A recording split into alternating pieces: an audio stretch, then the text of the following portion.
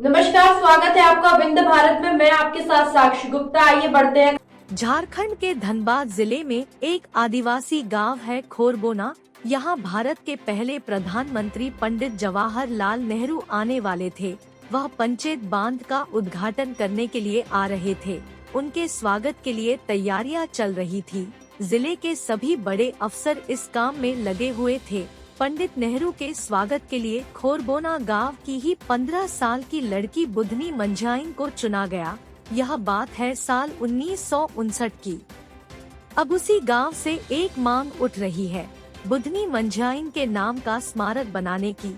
सिर्फ इतना ही नहीं कहा जा रहा, मांग पूरी ये है कि नेहरू की आदिवासी पत्नी बुधनी मंझाइन के नाम का स्मारक बनाया जाए। आप सोच सकते हैं कि नेहरू ने तो अपने जीवन में सिर्फ एक ही शादी की थी, कमला से। फिर ये उनकी आदिवासी पत्नी कहां से आई, इनके बारे में तो कहीं भी जिक्र नहीं मिलता है। पंडित नेहरू तो हरदम अलग सोच के लिए ही जाने गए। वह चाहते थे कि बांध के निर्माण में लगा मजदूर ही इसका उद्घाटन करे। इसलिए प्रधानमंत्री नेहरू की मौजूदगी में बुधनी ने बटन दबाकर पंचेत बांध का उद्घाटन किया। उद्घाटन के साथ ही बुधनी सुर्खियों में आ गई। कोलकाता से प्रकाशित स्टेट्समैन और आनंद बाजार पत्रिका समेत कई अखबारों ने प्रधानमंत्री नेहरू के साथ उनकी तस्वीरें और उद्घाटन की खबर पहले पन्ने पर प्रमुखता से छापी। इन तमाम अच्छी खबरों के बीच इसी रात एक और घटना घटा। इस घटना को किसी भी तरह अच्छा नहीं कहा जा सकता है। दिन में पीएम के साथ मंच पर बैठी बुधनी को उनके गांव के लोग रात में गालियां दे रहे थे। घर लौटते वक्त भी लोगों ने काफी कुछ उल्टा सीधा बोला था। मामला यही नहीं थमा।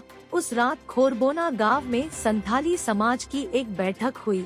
उसमें तय किया गया कि बुधनी मंझाइन अब पंडित नेहरू की पत्नी बन चुकी है। बताया गया कि बुधनी नेहरू के स्वागत में उन्हें माला पहनाया था। आदिवासी परंपरा के मुताबिक माला वर को पहनाते हैं। इस हिसाब से वह नेहरू की पत्नी बन गई।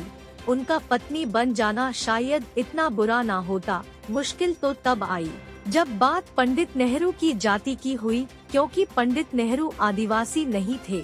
इसलिए एक गैर आदिवासी से शादी करने के आरोप लगा बुधनी मंझाइन पर।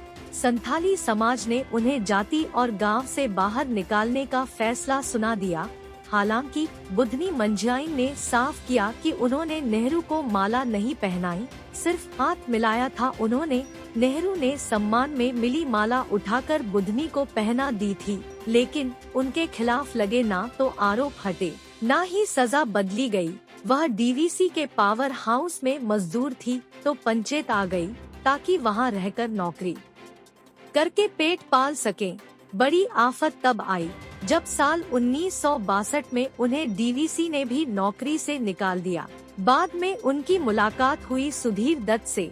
भले ही उन्होंने फिर शादी नहीं की, पर सुधीर से उन्हें बेटी हुई और उनके साथ ही उन्होंने बाकी की जिंदगी के लिए इतना ही। खबरों का सिलसिला लगातार जारी है, बने रहिए हमारे साथ। नमस्कार।